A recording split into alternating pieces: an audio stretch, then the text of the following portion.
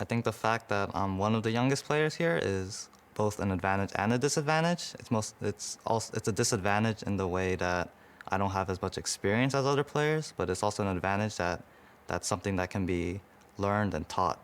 So I think I can have the most potential out of all the other top laners. So far, I think I'd have to agree, Zyrene. We are back heading into Game 3 of Mountain versus Infernal. FLICKR, very different game now that he's got the better side of the matchup. Yeah, you agree, and so does pretty much everybody else. The fact that he went #1 in a draft that had like people who had played in the LCS, people who have a lot of experience, a lot of people like Fragis, etc. Like him being the first pick because people were most interested in what he's able to do, and the fact that nobody's kind of been able to lay their hands on his play style at all yet and kind of mold him into a player. That's what you want, is because he's basically fresh clay that can be molded by whatever coach gets to him first or whatever team gets to him first and almost define his play style afterwards, because he does have the mechanics for sure. I think he's also justified his first pick as well. Like, you can't really know, given the limited amount of time you have to watch these players and see their games and talk to them, like, how good they're actually going to be. So, you know, first pick of the draft is, like, obviously a good thing, but you're never going to be like, oh, he's going to be the best player in Scouting Grounds. That's obviously how it's going to pan out. I think he's certainly in contention to be the #1 player from Scouting Grounds so far, and justifying the respect he was given by being first picked.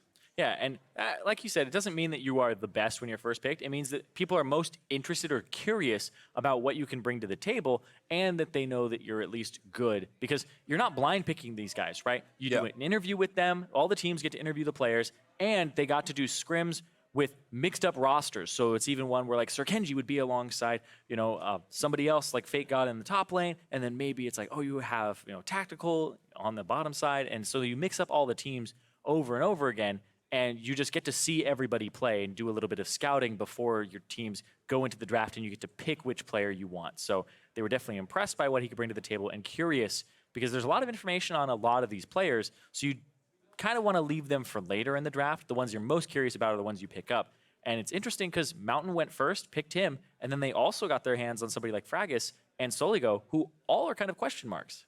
Yeah, and as we've seen in the games we've played, even in their loss in Game 1, all three of those players, the whole top side for Mountain's playing really, really well. And not to speak that their bot lane's playing badly. I think, yeah, Lin's had some up and down moments. His last engage in that game kind of basically single-handedly won that team fight, but all the other moments leading up to that weren't so hot. Prismal's been pretty good as a player that has been here before and is looking to kind of push himself further into Academy, into LCS. The roster on both these sides have been really solid, and I'm very happy we get a third game. Yeah, and there's a lot of people that, you know, have this chance to kind of show up, and, you know, we've had a game where it was, hey, Misty Stumpy is pulling it back for Infernal. Fragis is doing a good job during the early game. And then the second game was Fragis early with Soligo and FateGod kind of closing it out. And it really has been hard for these marksmen to stand out in these games. And I will say with the marksman role in general, that is usually the case. But here in particular, we do have a lot of people who bring a lot of firepower in the top lane, in the mid lane, and even in the jungle now with Fragis. Metagame also, as you kind of mentioned, absolutely. favor solo laners as well. And as a result, junglers, because they need to help their solo laners early. But I think both these bot lanes have been pretty solid so far, again, given the limited amount of time they would have had to work with each other as well. Something that's always nice to test is, you know, how good of a teammate are you in bot lane? Because it turns out you tend to stick with your other bot laner for quite a while. And when it changes, it's really difficult to rebuild synergy with someone new. So if you're better at working with people faster, that is an attractive trait for a bot laner also. Yeah, if you're able to kind of pivot with what you're thrown. You know, there's been some ADs who have played with like 4 different supports in a split. So it ends up being a valuable skill to be versatile. Alrighty, well, we'll see what happens here in our final draft. We've actually swapped sides for the first time in the series. Oh, we have. Okay. So Mountain on the blue side here for this one, Infernal on the red. Akali Victor, going to be our sort of customary bands here to kick off the series. Yeah, I believe that Infernal had side selection, and they don't want to have the double flex come out again and, you know, not know what they are going up against until the last pick comes through. So kind of saying that there's more power on the side of red side right now in knowing what you're going to be up against in these solo lanes. Because we talked about it, if it's a solo lane meta, might as well be able to pick for the situation appropriately and see the whole draft with all the cards on the table. Also seeing a ton of solo lane focused bans right now. Aurelia and LeBlanc actually join in after these next two. And we'll see what Mountain's third ban here is as well. We've seen Lucian bans, we've seen Alistar, Braum, LeBlanc already thrown down, and the Morgana seem to be a bit of an issue for them, but it means that he's probably just going to play Soraka, so you hope you can play against that in some way here. So the last ban is for Infernal as well. I really wonder where Mountain are going to go with their first pick, because you would think, you know, a big solo laner, something like Urgot, something like Aatrox, but I feel like Rakan's kind of sticks out as maybe something you want to first pick, or even an AD carry if you really think there's a marksman that you need to be picking here, as Syndra is the last ban there from Infernal. Yeah, potentially Lucian is one thing that they could pick up here. Rakan is not a bad one either, because then you could either have Rakan Lucian or Rakan Xayah again. So I like where your head's at there. And Braum also makes sense, so he's going to take Braum this time around. Did look good on it in game 1, despite the loss there for Lin. Very true, yeah. The first 2 kills that went over, and especially since you don't really expect Duo King to play anything except for the Rakan or the Soraka too frequently, that you'd be able to have a good matchup as the Braum. Very squishy champions that you can catch in lane. Yeah, it's one of those things where you might be giving up Alistar, but you're not really expecting to have to play against it, which is certainly interesting. First pick Nocturne, though, here for Kenji. And we did see the Tristana get banned once already. Tactical will ask for it here, and he will get it in the draft. Okay, interesting. As I look behind the Infernal team, they have Koobs, famous for the complexity games way back in the day, the long games. He goes by the king of late game. Yeah, he goes by the moniker Late Game King, coming over from Europe. I feel like there's a lot of scaling here for Infernal already with the Tristana. The Lucian is going to be a big leg up for them in that bottom side. Lucian Braum, very potent combination because you can just proc the concussive blows almost instantaneously. So you're going to have to watch out in that bottom lane. We talked about it earlier where it hasn't been bottom lane focus. This very well could end up being a bottom lane focus game. Yeah, and they actually will take the Urgot here as well. So giving themselves some flexibility here. Ooh. Okay, Misty Stumpy played a Vayne top lane game the other day. I think the Rise is potential for Strompus because it's something that he's very good at and it gets banned against him all the time. But like we said with Duo King, it's probably going to be the Soraka or the Rakan. And there's 2 champions, and Mountain have 2 bans left. So do take one here before the phase is over, as we will move into phase 2 of bans. And they both have to figure out what they want to do here. The Olaf ban. I mean, Olaf, Xin, there's so many jungle champions that are good right now. Graves on top of it, Camille. I think it's just making sure that they have something that's, because Olaf will destroy Nocturne. Like, doesn't matter if you fear him, he's just going to ulti. He can train you down with slows. So just removing a bad matchup in the jungle and kind of protecting Sir Kenji, who has had a pretty bad series, even in their win. It was not a good showing from him there. I like this, though. Infernal going to pressure Fraggus to get off Xin. What else can you play? He has played quite a lot of it this tournament. And the Aatrox ban from Mountain gives them some insurance against potential flex picks and just generally strong solo laners, because, of course, they are missing all their solo laners right now on the Infernal side. Curious to see what this next one is. It's going to be Galio. So they can't go Galio and Camille or Galio and have the Rakan. Galio's a champion that often gets overlooked in drafts until the combo is secured, right? It's like, oh yeah, we have Nocturne ultimate into the Rakan ultimate where it's harder to see what's going on, and then you just have this Galio popping through. So Lissandra also flex pickable. Really solid pick. Good in a lot of different situations. Helps you team fight. Infernal certainly looking to team fight with this kind of comp. And we'll see what Mountain do want to take here. And who's getting the Urgot? Does Faker just say, you know what? I'm fine with pretty much any matchup.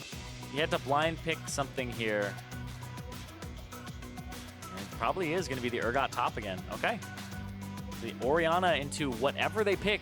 Trying to pick like a neutral matchup. We haven't seen Orianna in a while, but it's also up against Strompus, who has a propensity to want to play Rise as one of his best champions.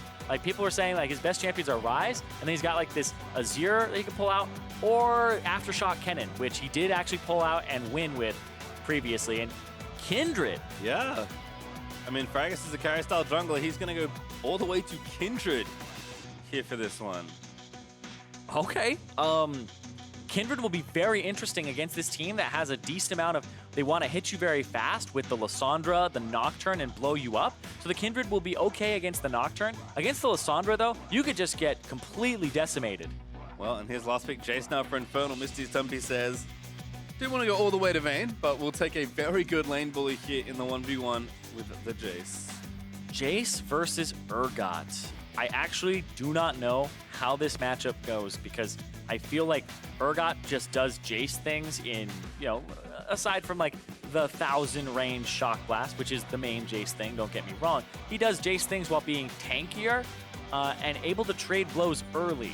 So it feels a bit awkward where they both are now vying for who's going to win this top lane.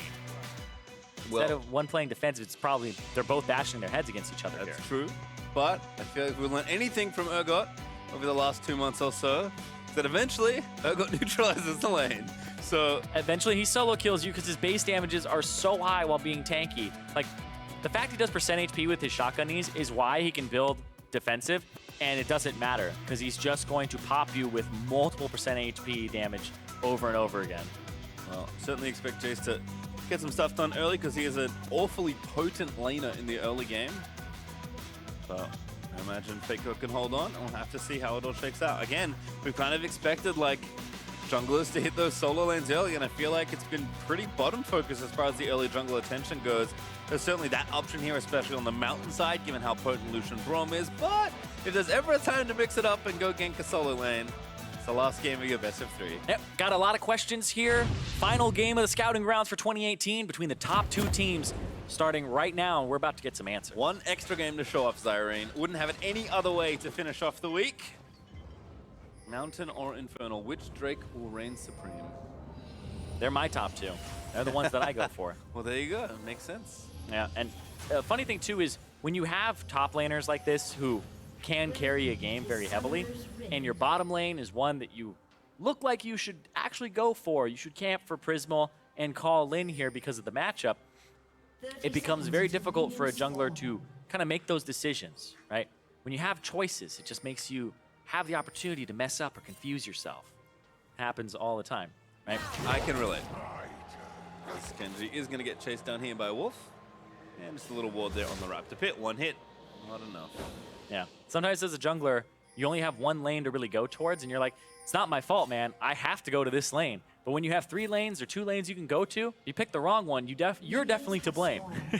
You don't have, you know, other options in the other scenario. But here it feels like he could go to pretty much any lane. You could go to the top side and make sure that this Jace is put behind. Because if Jace is put behind, ooh boy, that's the champion that's pretty useless. And right now, oh, they're gonna go for an invade on the blue a little late to check it and potentially steal it away. And we'll see if he spots him. Hello. FLICKR does move left and see them, so now he knows. Fragus is on the red buff, but he has the info he needs. Nice ward as well there from FLICKR, just to kind of get the exact timing. Well, what this does is when you take the blue from the top side, it means that the Kindred has to go red to going to his bottom side if he wants a blue buff. And when you want a blue buff like that, it means that you section off and you give Nocturne the west and north quadrants of the jungle. And that means that the Nocturne gets to just defend for the Jace and your Urgot has to play defensive. But Fragus is saying no, because his Orianna has shoved and Soligo is actually helping him push him out, and they're wrestling the top side away. He's red as well, so Genji has to be careful. Also is marked, and you can see that the Kindred Bounty has spawned on the other Scuttle Crab, but it seems like Fragus wanted to defend. He's gonna go here. Badly. He's gonna go here, and I think he's gonna wait. Because, oh wait, no, he's gonna go over, because he's saying he's gonna get low. Oh, yeah, Fragus man. just reads him. There's the smite. No flash follow, but he's going to get the summoner out of Nocturne and probably just take his red now. This is just rude. Fragus is saying, like, man, get out of my jungle. Go back to support, Sir Kenji. Like, I know that you couldn't. He tried to get in his support. Couldn't, but he's still a good enough jungler at the same time. But Fragus is just putting on a clinic of how to use an advantage with your lanes and also how to just bully somebody out of the jungle, because this is not something that's easy to do. And it was just his jungle sense of he's going to start his Raptors next and then Blast going there, because he didn't have full vision of that at all. Like, it looks like it's obvious to us because we can see everything with the God vision, but there, it's just the jungle instincts and the fact that he would know, if I were him, I would do this. And again, the hallmark of a good jungler is they always seem to do the right thing when there's almost no way they could know that was the exact right thing to do. And because he pushed him out of that topside jungle and then forced him to recall and put his flash down, that puts him in a situation where he can go to the top side and relieve pressure. And whoa, Duo King! Great double knockup, but I think he maybe went a little too far forward. Aftershock proc, he burns his ignite. Oh. So Fraggus showed up top. That made Strompus panic and go for a TP to try and stop a dive. Yeah, because they're trying to put Misty Stumpy behind, so this Jace is useless. And now the Nocturne shouldn't go to top side because there's no camps for him except for Krugs to kill. So it's a waste of his time to go there. It will delay his level 6. So he's controlling the jungler. And it's kind of it's something that you learn to do in like Diamond 1 Plus is where you start to go after, once you've taken these camps from them, they have to go here if they want experience. They have to go to this side of the map. So you get to know Nocturne is not going to be on the top side of the map for about the next minute and a half here. So you get to have the Urgot play aggressive, the Urgot do what he wants, and then when you see the Nocturne and confirm that information, you get to kind of think, okay, his bottom side is down. If he wants experience, he's going to have to recall, go to the top side, or even just go into my camps at that point. So when he's accomplishing, or when you're kind of controlling him in that sense, there's not much for Sir Kenji to do. You can see Fraggus already back with the red smite now finished. So we'll continue his aggressive invade pattern almost assuredly. Yeah, and now for Sir Kenji, it's like, he's going to go over here. He's either going to his Krugs or his Raptors are going to respawn in a few seconds, but he might have to wait for them. So yeah, it's the only camp he can do, right? And he'll kill his Krugs, and then he'll go to the other side. And, oh, interesting. Walk, and then the other person stepped up. Prismal. Oh. Too far forward there. It's the worst end of the explosive charge. But continuing to be aggressive, which is what you need to do in these kind of lanes. Fraggus does find a control ward, is going to shoot it down. And Duo King actually maxing the E right now. Last time he actually maxed the Q, and oh, that's a lot of damage on the call-in. Yep, knockup finds him, but Unbreakable is up, so again, just able to trade back. Stumpy, finally with a bit of alone time here onto FLICKR, does get a nice trade down there. As Kenji also roaming over, but looks like the info is there. FLICKR will just back away. And that's the Kindred on the bottom side, and means he can't do really anything about that. Waiting for it, and this should get a mark on it while he's killing it. There you go. So yeah, Fraggus is kind of sacking the top side of the map to wait for the Scuttle Crab, and that'll give him a mark, which is worth it for him. And aggression continuing here in bot side, though. Both getting very low in the 2v2, but this is where the bot lane's running on fumes. There's no mana on the Lucian. There's barely any HP. You got to call somebody in for a new tank of gas, and it's going to be Fraggus and Soligo that are going to blast cone over. Don't have a TP either. This looks really rough for Infernal's bottom lane. He's got to push the lane, and they're going to engage instead. Yeah, they know to go. Good stuff there, but the minions are tanking it up. The shockwave not going to quite land it, but they should be able to get the kill here. Duo King, he's trying to fight his way out, but he can't quite get it. It's Prismal that's able to grab first blood, and now Tactical does have his flashes in towards the wrong turret. Gets tagged by Orianna, and that's it. Soligo grabs the kill. Yep, he's going to grab the kill, and they're actually just going to start his back almost immediately. Perfect timing on that, and that's going to be a Bilgewater Cutlass back. Yeah, when the bottom lane has, like, that's the thing, is bottom lane is actually one of the lanes that recalls the least in the early parts of the game, because they don't take teleport, etc. And when you start running on fumes like this, it becomes so important to inject new people in, just like this, where Prismal, he almost drops, and they have to rely on this kind of battle of mechanics where people don't have items, and then you have these higher level people coming in. Like right there, if Tactical gets that kill and it's not blocked by Call In, then he gets a reset. He gets to jump, potentially kill Call In, potentially get out of there, and they just have way more gold, and then his scaling turns online. But it's the right move from Mountain, who, honestly, out of all the Scouting Grounds teams, are making the best early game moves, getting those early game advantages, and they seem like they're coordinating to make these things happen. Again, not a coincidence that Frag and Soligo are able to set that up off the aggression that their bot lane were playing with, and now back it's Bilgewater versus BF. It's actually pretty even as far as items go, but you can see that CS lead is building a little there for Prismal. As is Oriana continuing to poke against Strumpus. Struggling to kind of push this out and maintain the CS at even. Items are even, but like with the over shield and all of that, and every time you trade, we saw what happened. The Vamp's going to go a longer way. And there they go. Yep, ulti there. Duo King again going to be the target. He zips out, but Prisma going to flash forward and try and finish him off. There's the calling out, but Tactical actually going to tank a lot of it to make sure his support stays alive. TP in from Strumpus, but where can he really go from this point? He's just clearing the waves so that they can't go after him under the turret.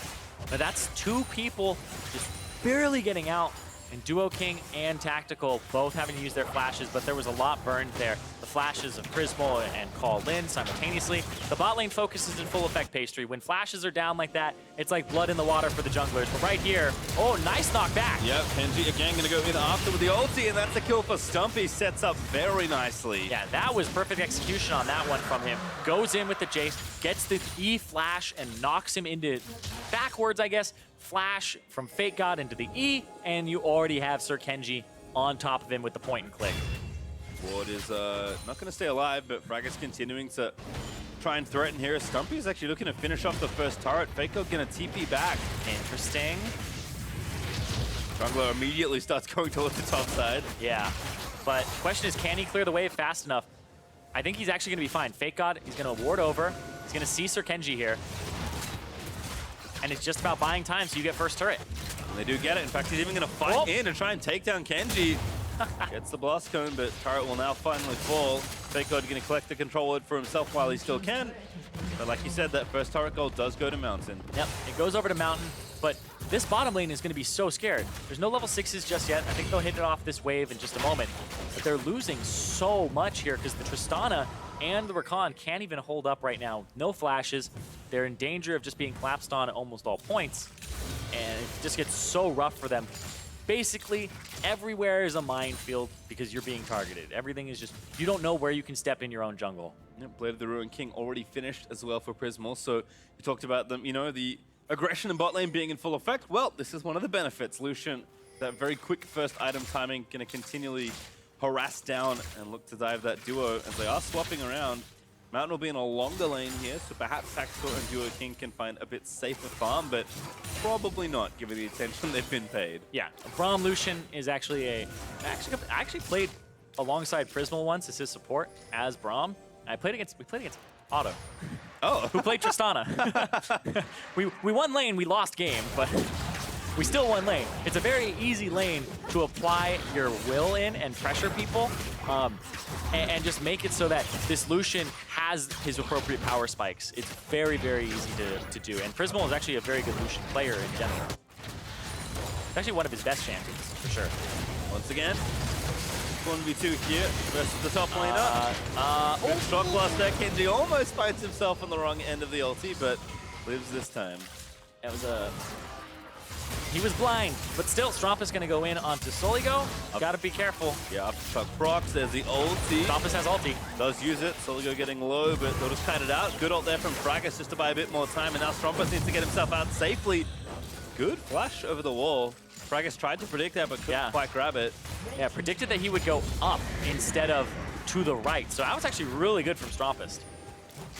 But tower does fall in top lane. Now the Rootchild going to look to take down this mid outer as well. Kenji is here, but I don't think he can defend. Yeah. Waves coming in, outnumbered, and that is going to fall. Yeah, and just the early game pressure from Mountain. The fact that they have this Kindred plus this Lucian Braum lane, they're just able to rotate it all across. They have all three outers down at 11.5 minutes. And that gold lead about 1,000-ish ahead there for Mountain as they continue to crawl ahead in this game. The light at the end of the tunnel is once again Misty Stumpy's Jace. So they've been putting their attention with their Nocturne. I will be honest though. One winning lane versus two. Yeah, but I mean, yeah, we saw him do it with the Victor, but I will tell you right now, Jace is not Victor.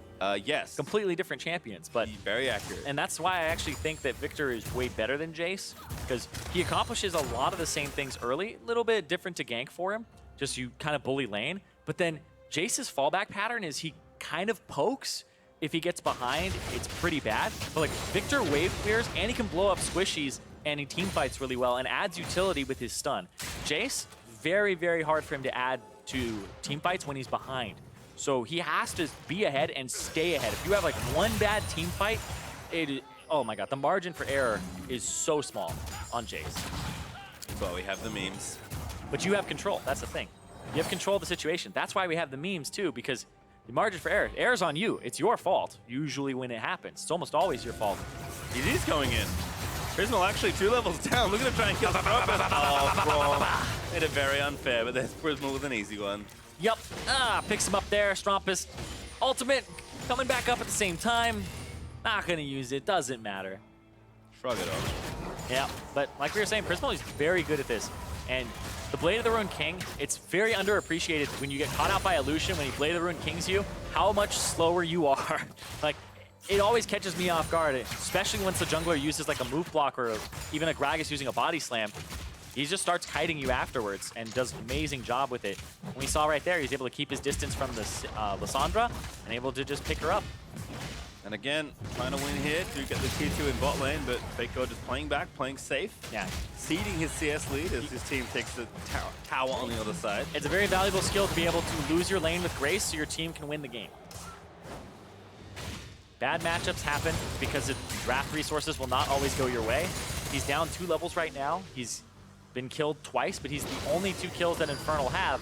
And if he can stop the bleeding and just not give up any more, then he'll be doing his job because, like you said, Urgot will eventually be really good in the matchup against the Jace. Yep. Eventually. Needs to get there, needs to grab some items, but his team already doing well on the item completion front. We have a... Blood Ray is the name of the enchantment now? So the yellow one? Yeah. Kindred? Yeah. Yep. It's not Devour anymore, it's the Blood Razor. And Luden's plus Blade of the Ruined King that we've mentioned already, so kind of the 3 carries, if you will. Kind of up for their first little bit of points of power here on the side of Mountain. And Fracus very close to actually getting his 4th stack here. I think he's going to take the blue and get his 4th stack from that. Have that extra range increase. There we go. Probably the most important set of stacks to get as Kindred are those first 4. Things get a lot sweeter after that. In fact, a little siege is brewing here as calling out on his tactical from Prismal. Just wants to poke him off. Yeah, he gets the shield from the Orianna. He has the overheal as well for the shield on himself, too. So he's good to go. He just gets shielded up, takes no damage from the turret. Even if he did, he'll just get it off of the minions with the Blade of the Ruined King. So understands his limits on the champion and how aggressive he should be. And again, you see Stumpy down in the top lane this time around, trying to get some work done. Will likely be able to take this turret by himself, but his team's going to take the tier 2. FLICKR's going to go back to make sure the inhibitor turret doesn't fall down, and Infernal just left catching waves and trying not to get shockwaved. Claw not taken there by Lissandra, just nothing they can really do. Infernal just saying, you know what, we can't fight, we just have to trade. Yep, and it's potentially going to be the Mountain Drake here. A Mountain picking up the Ocean Drake here. I'm glad teams aren't actually named after drakes.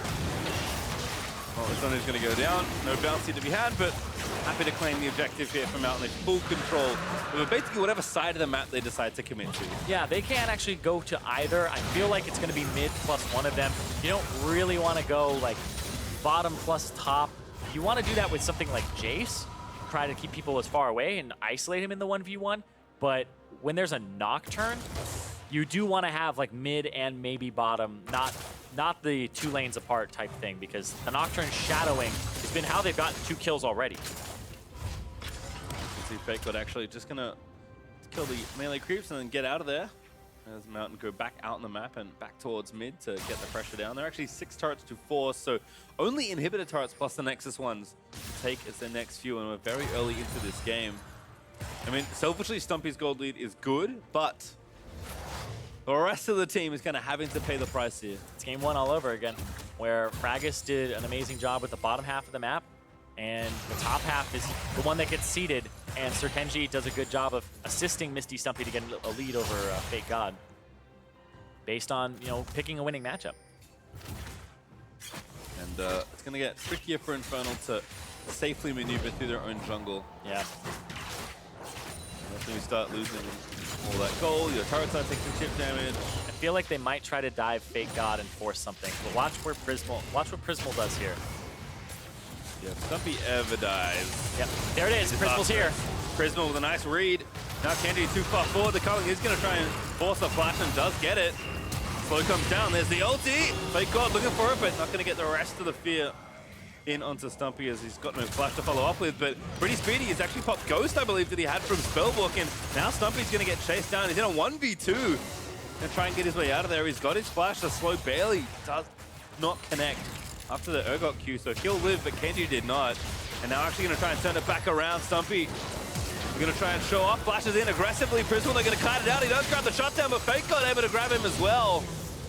Don't know if that shutdown trade's worth it. But that's exactly what you kind of want to have happen in the game for Mountain. That was so good from Prismal. I went back and watched it. They never saw Nocturne actually for like about a minute. He was on the bottom half. He blast coned over, went for a recall, and then he just went all the way down into the lane and walked through it. Prismal's like, something's gonna happen here based off the way they're playing. That was such a good read from him to back up his top laner in that moment. And it pays some dividends. Like you said, Mountain happy with the trade that they were able to take there.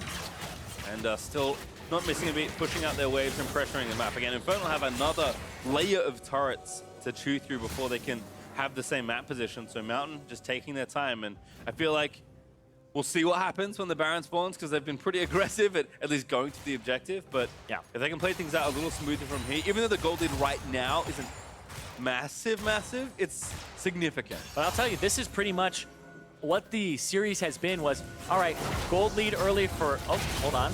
Dua gets out for now, but Lin actually early flashes to try and cut them off at the pass. Dua King able to get away, barely misses out on getting ulted, but he'll escape, but Strumpus will not be so lucky. But the series so far has been Mountain, lead early, throw. Second game was lead early, just don't do anything crazy. This game is lead early, keep just rotating around the map, don't do anything crazy. You'll win the game eventually, even without the Baron or those high-risk plays, and that's what they're going for here. You even see they brought Urgot mid. They're saying, Jace, time to play chicken. Misty Stumpy, are you going to back? Because you'll get one inhibitor. You'll lose your base if you don't back. Yeah, they're actually just going to force him to come back here and go for the end here. Still dead for a little while longer. Ulti up from Fraggus. Infernal needs to make some decisions here, but Stumpy is not leaving. Dua King is back. It's 4v4 right now with the ulti from Kenji. He's going to move in, but if they lose this fight, the game ends as Dua King even got tagged by the Urgot ulti. Shockwave finds one at Tactical, who's forced to flash away. The race is still on, though. Stumpy's not done. Yeah, is Stumpy going to win the game instead? FakeGod has to back here. He does have TP. He's going to have to use it now. Not going to get cancelled, but Fraggus now forced to get out of there. Oh, Corvin's going to try and do what he can. Fraggus does go down here. But again, Tactical now too far forward. Solio going to try and make something happen, but he's forced to flash. And now Stumpy's here, but Prismal comes back once again, and now Stumpy's dead. Now Stumpy is dead. He got one of the Nexus turrets, the inhibitor down. They basically traded even again. Exactly the same structures were taken. One Nexus turret, one inhibitor turret. And in a situation like that, when somehow the trade comes out even, who made the right call? Well, it felt like it was so risky at that point because the way that Infernal were holding on, Infernal lost more people, I believe. I don't remember the numbers before the fight. I looked back at it for just a second because it was very hectic. I believe they lost more people just slightly in those fights, but at the same time, you're ending up with an even trade in a position where one team is ahead, and it's going to put you, I would say, honestly, Infernal is in a better position map-wise now because they have the bottom inhibitor down, which is the furthest from the Baron, and they only have one teleport, which would be FakeGod, versus the 2 TPs from Infernal. So if you are able, if they start going after the Baron, you can push in with somebody like Misty Stumpy, have a TP from Strompist come with Sir Kenji using ulti to stop TPs, and you could potentially win the game off of a push that gets a little bit too far. So you always have to now think, as Mountain, about that bottom wave constantly, because Jace, you know Misty Stumpy is going to be bottom now.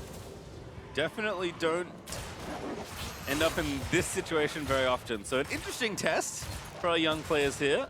Yeah, that's why they're going bottom now. They're saying, we can't let this wave be anywhere near the halfway point, even though there's a Baron on the table. So they're pushing this bottom wave, saying, we're going to take this to the turret, and they're kind of spreading themselves thin right now as Mountain to make sure that they can hold multiple waves and kind of have pressure in all of them. Yeah, and don't even want to take the Cloud Drake, which at this point will be very simple to get. You're going to dive in, though, look for a good shockwave there, finds 2, but that's actually going to be Prismal getting blown up. Tactical able to get that first kill. Yep. He's chasing in, looking for the Orianna, but maybe a little too far forward. Yeah, that's not it.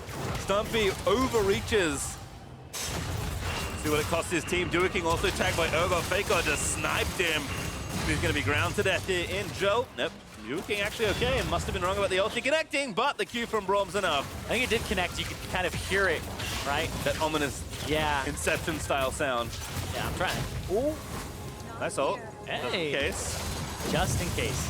I like that he threw that down. Fracus also did something in their siege earlier, where when they were sieging the Nexus turrets, he threw down his ultimate to keep the minions alive, stop them from dying, much like a teleport would. But Sir Kenji's trying to clear the wave, trying to throw Qs at the caster minions so that they can't keep going for it. It's actually going to have to be them pulling away here. Prismal back off to respawn. Still big objectives to take on either side. Baron obviously more important than the Cloud Drake, but even buffs are respawning on the blue, on mountain side of the jungle as well. 2 items now for Tactical. If he can get to that 3-item spike for Tristana, it'd be pretty big. And then if he can actually get to the 4-item spike, it'd be even bigger and more important. But this game is just very accelerated right now. This, when you have people spread out like the 2 and 3, and then in transit, he goes to the right side, they're able to catch Prismal instantaneously. That's a great collapse and exactly what you should do. But right here, Misty Stumpy, like you said, overreaching. This is... I understand what this ain't Victor. This ain't Victor. You can't just skirt the fight like that, throw down gravity fields and such. Once you commit with Jace, you're in there, you're committed. And like you said, the margin for error is very thin on Jace. Thankfully for him, it only cost his team their 2nd inhibitor. Yeah, I think he's going for Edge of Night 3rd, which I actually think is an underrated item. I think a lot of like Misfortunes also do this too, where they don't buy Edge of Night 3rd. It got reduced in cost. It has an increase in, it's a better shield now in terms of the channel time is lower. So you can just take 1 second instead of 1.5, it's like 100 gold less, so the stats are more efficient. And then it's another lethality item on top of it. So having all of that lethality is very, very good. And Sir Kenji. He got caught here, pops the stopwatch, but good ult there from Brom. Actually going to stay alive. Duking moves in with the shields at Lin. Is actually going to set up the shockwave. That might be enough to turn the fight back around, but Tactical, he grabs that first kill. Fracus is trying to fight his way out, but Stumpy is going to jump on a solo go and take him down, but Prismal is able to get the counter kill with the culling Fracus. He lived for way longer than I thought, as Tactical has to get away, but I think Prismal's got the snipe. The ulti barely missing from Urgot on the other side, as Tactical is going to live for a little while longer. And that's enough. If he gets back, he gets the home guard. He has the range as the level 13 Tristana to just start making sure that these minions don't make it all the way in. And the Lissandra surviving as well is huge to boot here. So I don't think this will go down if he just stands in front of it, and he'll be good to go, that saving that Nexus turret, because he just lived with a sliver of HP. And again, also have to go back and deal with this wave here that Chunky inhibitor down to 50%. They've respawned here in bot lane. Mid should be back up. Oh no, so top is already back up, but mid was taken more recently. So now we're back to super minions only being on one side of the map. Yeah, while all of that was happening, they lost their last Nexus turret. So 3 super minions came in, bonked down that last Nexus turret, and then the inhibitor respawned. So that's a naked Nexus if that last inhibitor goes down here on the bottom side. Misty, Stumpy, and Strumpus both have teleport. This has not been a game about TP at all. It has been a game about who can actually push these waves and fight a little bit more, which is not what the Jace really wants to do. And it may become a game about TP. There are no wards in the area. I can see TP is already down to the bot side. They're pretty far away. It's only Strump as well. But he's completely spotted out. They have so many wards there. I think what he was doing is he was TPing to look for a better flank position. They're already going back. Told to say, okay, we'll find him. There's another TP. This seems like an overcommit now from Infernal. Ulti again from Nocturne, going to try and stop. Stopping I think backs. Already recalled. Call in is the one they've stopped. Fracus also going to get stopped, but Oriana going to make his way back. It's already 2v1. Stumpy, he's going to go down. Infernal completely botched that play. The wards on the bottom side are unexpected. They're spotted out on the teleport. It's just really desynced. There isn't, the Nocturne ultimate goes out and they go for TPs at weird times. The Nocturne ultimate is just to try and stop backs, but they've already showed their hand. They've tilted their hand to Mountain. I mean, if you have wards deeper in the base, that play is much better. There's no way for them to really go that would have made sense. Yeah, it could have been slow, methodical push from Jace bottom lane if you can actually muster it up, have him push those waves out. Your middle inhibitor is up in 40 seconds, and then you'll have all your inhibs up. You can go for a play. You can go for just macro gaming them down and using those teleports. Instead, they waste them, they lose Baron, and now Mountain are back out ready to try and close out the game. Yeah, and like I was saying, you have to think about those 2 teleports if you're Mountain. Now, you don't have to think about them at all. Their window for winning the game and throwing down kind of like a coup de grace type play from Infernal, that window is shut. And again, certainly something tough to try and coordinate, but they weren't even at the same time. Like, whatever happened, again, enforcing the idea that communication and making clear calls is very important at every single level. For Mountain now, they'll just sweep the map of objectives. This project's been up for a while, but Mountain say, all right, we're kind of down here anyway, so we might as well take it. Inhibs will be back up now, I believe, for Infernal, but now they have to not lose the game. Yeah, just not losing the game, it's easier said than done right now because those are 2 naked inhibitors. The Tristana, though, tactical, he's going to get chunked there massively from Prismal, who's 2 levels up on him. Even though Tactical now is at that 3-item spike, they're just getting sieged and pushed down from all sides. Strompist can't find the right engage. Tactical's taking damage. Yep, Prismal again goes in aggressive. They're actually open it up. They're going to take down the Nexus turret and expose it. They might just go for the win right here. Paranoia pop. They're going to try and dive into the back line, but Strompist does get the kill on Solo Go. Not bad at all, but the Nexus still open. Still fighting it out, but Mountain looks like they've done it. It's only Tactical left to try and defend it. And Mountain will finish atop the mountain in Scouting Grounds. They started off 4-0 in terms of their match record. Had a bit of a slump yesterday, going 0-2. And they take care of business here today in a 3-game series where they won all 3 early games and looked really coordinated to make those early games happen. Yeah, I feel like each game got a little bit cleaner and a little bit cleaner. And that's probably true for a lot of these teams throughout the week here at Scouting Grounds. But whatever the coaches were doing, clearly the players were listening after that first game loss, which was a long one. It just felt like the games got better and better, despite the base trade shenanigans. Yeah, that was one where it was a dropped ball from Infernal, but Mountain were able to respond appropriately. They were able to respond quickly, and that's what made the difference there and made it so that they were at least thinking of that play, and it was in their minds that this could happen and how they would respond to it at all points. Yeah, but again, I think across the day, we've seen a lot from all 20 players that have attended Scouting Grounds here. It's just fun to watch, man. Like, to think that any of these players we could be seeing on either the Academy or the LCS stage at some point in their future, it's cool to see them right now. We're like, hey, I remember when that guy was in Scouting Grounds. Yeah, I definitely think that some of these players will be picked up by Academy teams in some way, shape, or form because a lot of them are very young and don't have that experience. And when you're at a high enough level already and people are impressed with your play, all you have to do is get those repetitions in. Sure, you may end up in like the bottom of Academy, like bottom 3 teams for a while, right? Nobody expects you to just shoot up to the top as you're learning the ropes because, I mean, professional League of Legends has been around for a long time now. So people have lots of experience and people who are like in the scene usually are pretty established, and you have to pick things up very quickly and kind of learn habits in 6 months that people have been beating into themselves for 3 years. Yeah, and I think it's cool that what am I trying to say? It's cool that like everyone says that like, oh, like it's just a week. How much can you really do? But for these players that are attending this event, like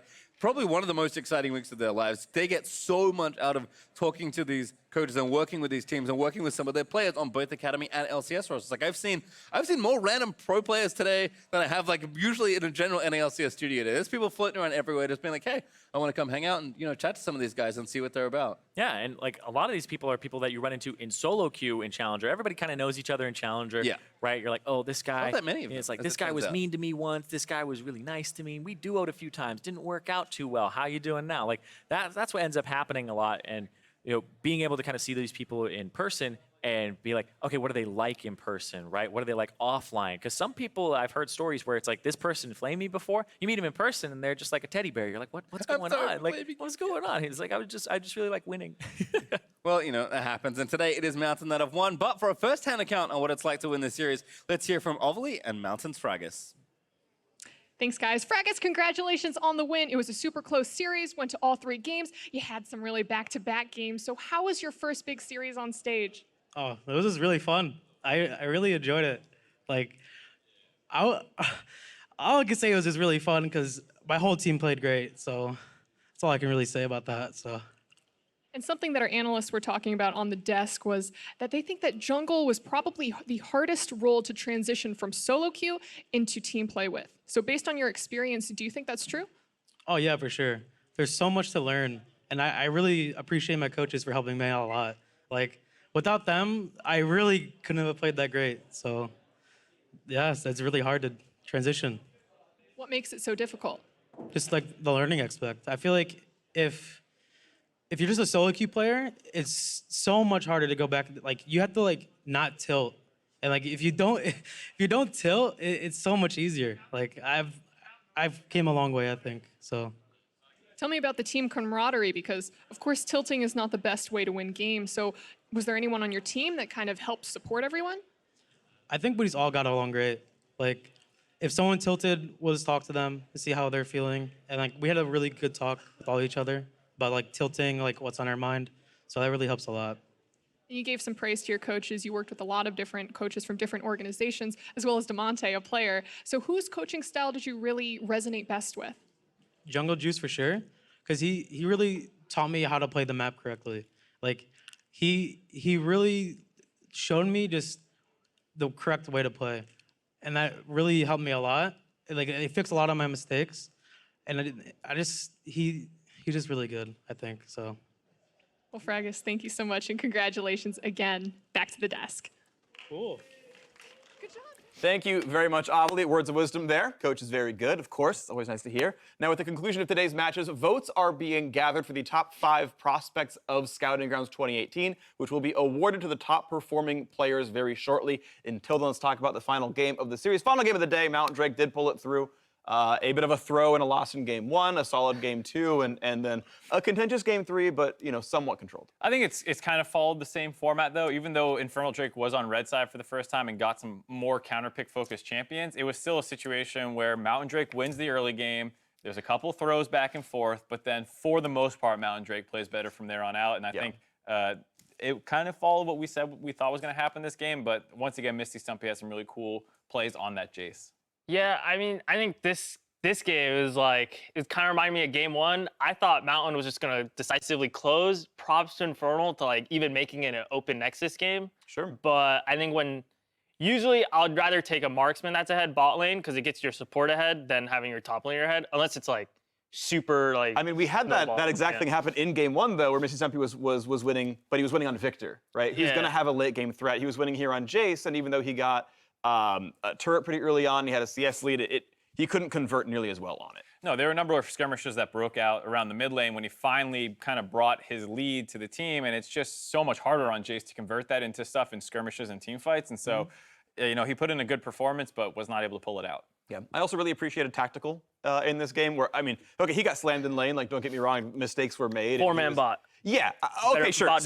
So he got camped super hard, right? And obviously so did Duo King, but Tactical every single game was getting blasted bot lane, or almost every single game, 4v2 or 3v2 or whatever, and his scoreline would still be 4-1-1 and close in CS by mid-game. So I thought that he played so well from getting no help at all. I think he's someone that definitely deserves another look by teams to like separate how much of this was team difference, how much of this was Duo King, because he got picked off a couple times, Sure, yeah. was playing not normal meta stuff for right now. And they were often not picking the more aggressive bot lane. So how much of that was tactical and how much of that was the result of the rest of the situation? Because like you said, he played out mid to late game team fights pretty well. Yeah, I liked him a lot. And of course, we had the rest of the squad look really good on Mountain Drake.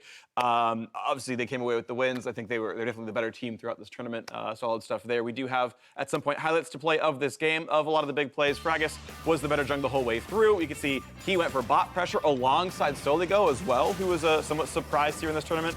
Misses the shockwave, but still, 4v2 bot lane obviously is pretty free. Good map play overall. Yeah, this is where I'd say, like, you're supposed to get, for that play specifically, like, they didn't get that much top, and they didn't defend bottom, so kind of, like, felt weird. Yeah, like, Infernal, I just lost out on that, and then this play, like... Yeah, Misty Stumpy had a pretty big lead and tried to take the 2v1, couldn't quite pull it off, and that kind of gave their lead away, but this is where the game started breaking down, where, we see Team Mountain Drake trying to hard commit to ending the game, but they're not actually able to kill anyone. People start responding. It's a 4v5, and this whole time alone, Misty Stumpy starts working down this turret. So eventually both teams end up with very open bases, but neither team could actually end the game here, and it resulted in some really weird map positioning. Like turrets were traded super early as well. I respect the Infernal call for this because you don't want your Jace to team fight with like all his ally items. Like, you want him to split push. It's a very respectable call to like go for these type of plays because 5v5, they just know that they're not going to win. They have a behind marksman compared to Team Mountain. So it's definitely like, at least they know their win condition and they still stuck with it. So I think the calls for Infernal, obviously they didn't all go too well. Like the TP, something happened there, but I think overall it's still like they had a plan at least. So. Yeah, and I think the communication still, for the most part, was better seeming on Team Mountain Drake. A couple times for Infernal, you saw whether it was Misty Stumpy in the top lane, like going in while everyone else is backing out, that TP call, like you're saying, where Lysandra completes it and then just charges through turrets to meet up with the rest of the team while Stumpy fights a 2v1. Like, they were definitely on the back foot, it felt like, in terms of team play the entire game. Yeah. And kind of for the most part, the series, where there's a lot better coordination on big plays by Mountain Drake. Yeah, and overall, I mean, Infernal had a pretty good tournament. Like, they went 5-1 over the group stage, actually had a better overall performance in the round robin than Mountain Drake did. Of course, head-to-head, now Mountain went 2-1 in BO3, so like at least has that head-to-head advantage. But yeah, you're seeing sort of the pros and cons on both sides. A play I really liked on the Mountain Drake side was towards this end game here, right towards the end of that gold graph, where they basically made the blind call that a double TP was happening because Mountain had recalled the Urgot and Lucian back to base and walked them to bot and Hib as his TPs are coming into the bot jungle, and they're like, hello, we've just met an Urgot who's face checked into this, because they like expected, or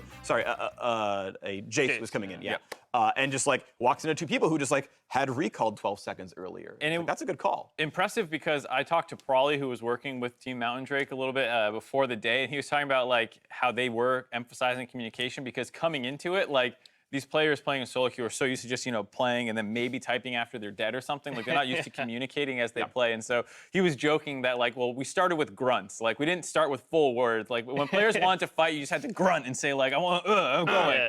And then eventually they worked on comms and stuff. So it is pretty impressive to see them pulling out plays like that by the end of the tournament. Yeah, someone was like, okay, I'm gonna take a step back. What would they do to win this game? Oh, they're gonna go for this like TP play, because like they did channel the recall before they channeled the TP. So like someone had to make that call that this was definitely happening. So that was super impressive. Someone had the foresight there, impressive there. And I do think like a lot of those players look very good. Like, I thought Fragus was good throughout the day. I, again, was impressed by Soligo, who, like, I felt like no one really knew who he was. I think that's something we were talking about before we came on camera for this, is kind of looking back, and it's like, how did Mountain get all these players? And it's like, well, almost all of them were, like, unknowns. Yeah. Where, I don't know, it's just, like, some player that turns out showed up really well on the week. Yeah, I don't even know the accounts of Fake God and Call In. Like, I didn't even know their solo queue accounts. I'm for sure, like, I've played against them, but I think I just didn't know their IGN, so. And yeah, Fragus, you said another alt account he has was a Doink something? Doink Machine 96. He was rank 1. He was the rank 1 player. If you guys ever seen an Ivern walking around in the beginning of the season, that was Mr. Fragus. That's Fragus. I love that, dude. Detective Fragus. He's actually great on Twitter. I love that he's just the fact that he has an account named Doink Machine means you know everything you need to know about the player. I mean, I want to see him now in Academy, right? Like, I want to see that guy run around. Yeah, and that's to your point that, like, a lot of these players were more of the unknowns. Fake God was someone that people were really hyped about based off his solo queue, but people didn't know. Like, he wasn't really playing on Academy teams or Challenger teams, collegiate teams, whereas a lot of these guys, like Misty Stumpy, for example, like, I casted him a couple months ago for collegiate, and he looked really good on carries then, still looks really good on carries, probably between him and Fake God, really close toss-up. And so it was just a situation where Mountain ended up with a lot of the players that hadn't played somewhere else before. Yeah, well, credit to, of course, all these players doing very well. Now let's send it on stage to Commissioner Greeley and Ovley, who will present the 2018 Top 5 Prospects.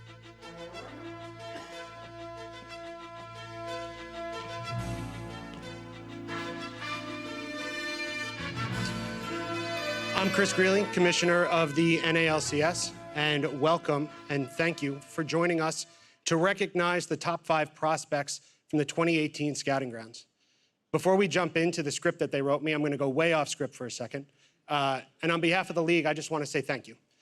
Thank you to the players who spent the last week with us in LA, and for those who were grinding in solo queue to try to get here. Thank you to our LCS teams. You guys sent analysts, coaches, managers, pro players, and owners out to work with and meet the players that were here with us today. Without your support, we can't continue to develop talent in North America and our amateur scene. Thank you to the media who is embedded with each of the teams. And thank you, of course, to the fans. I know it sounds a little trite, but the Scouting Grounds event that we run for 3 years now wouldn't be what it is without the fans who are so intent and so passionate about watching. All right, so with that out of the way, today we're here to give out 5 awards. Those awards were tabulated by taking votes from our LCS teams, from our ever-watching and ever-vigilant casters, as well as from media.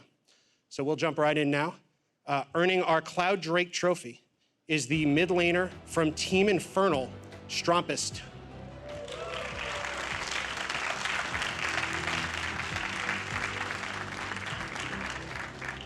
Here you go. Congratulations. Strumpus, that is a nice looking Cloud Drake. But just reflecting over the entire week, what was the biggest moment for you during Scouting Grounds? I would not say there was like a really big moment. It's just like the whole week I've been able to work with like a lot of orgs, a lot of people that are in management positions and just learn different perspectives. So I'd say it's like the whole experience that I've been enjoying. Strumpus, thank you so much and congratulations again.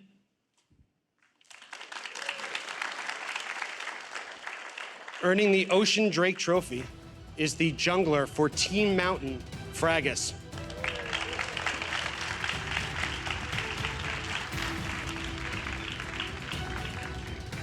That's a nice one.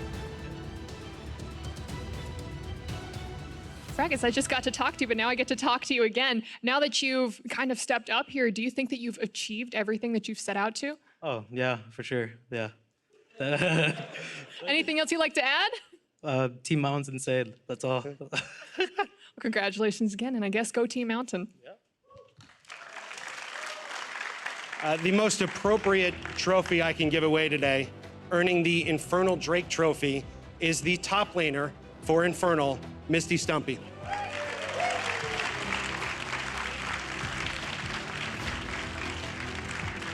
I think sweet. Stumpy, I was actually super excited to talk to you again because the last time you were on the stage was during the Collegiate Championship and you told me that you wanted to be here. So now that you've been here, you've ran through the entire week. What was this entire experience and moment like for you? This is one of the best experiences I've ever had in terms of like League of Legends, getting to meet everyone, getting to play with all like the new coaches, getting to learn from them. It's like one of the best experiences I've had so far. I'm super excited to see more of you. Thank you and congratulations again.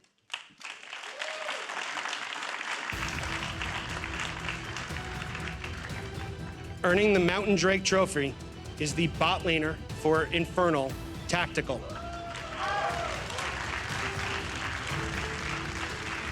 Congratulations. Tactical, I'm going to give you a little bit of a harder question. I want you to sell me. If I was an org owner, why should I pick up you? Because I have the most potential. Is that all you want to say? Also because I'm the best. You heard it here, org owners. I think Rick Fox is in the corner over there. Just wave over to him, but congratulations again.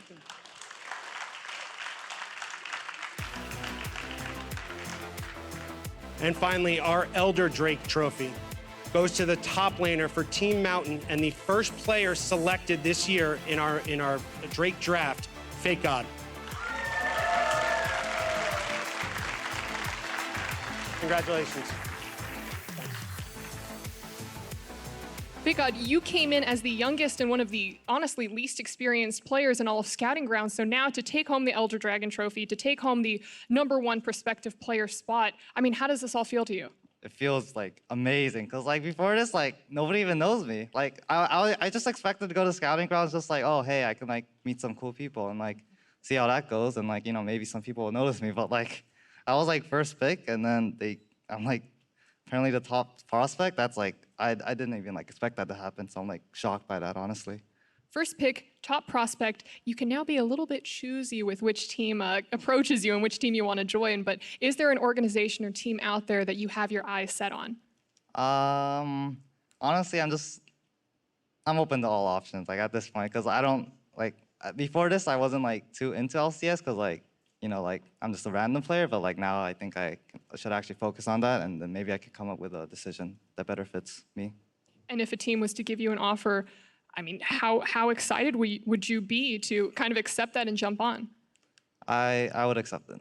Yeah, like definitely accept it. Yeah, sure. There you go. Well, FLICKR, thank you again, and everyone else, congratulations one more time for your top 5 prospects.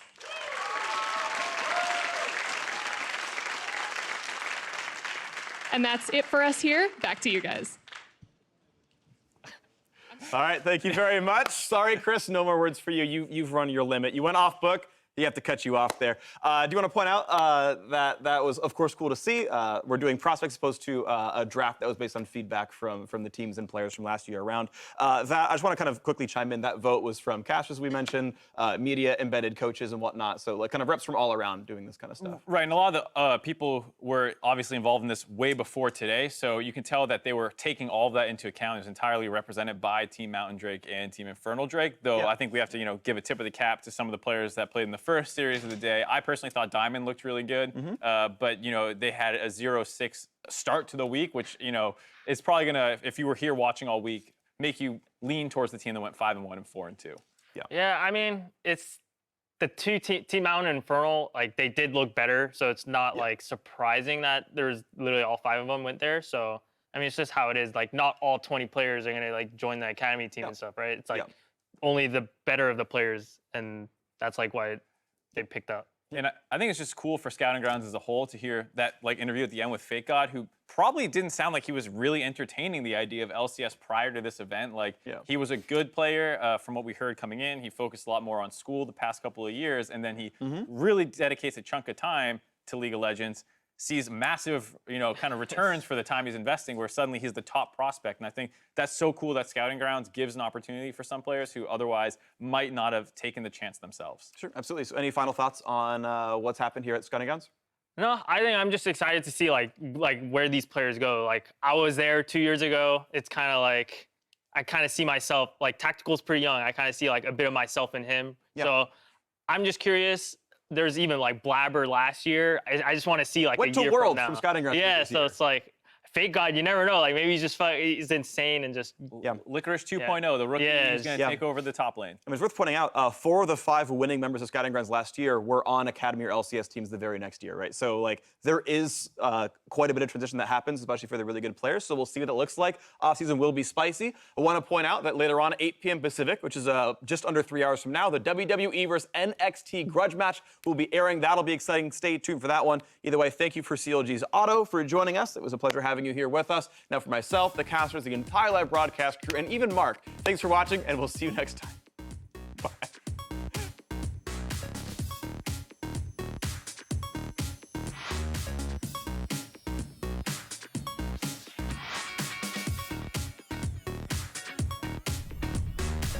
Good stuff there, but the minions are tanking it up. The shockwave not going to quite land it, but they should be able to get the kill here. Duking, he's trying to fight his way out, but he can't quite get it. It is going in. Prismal actually 2 levels down. Looking to try and kill the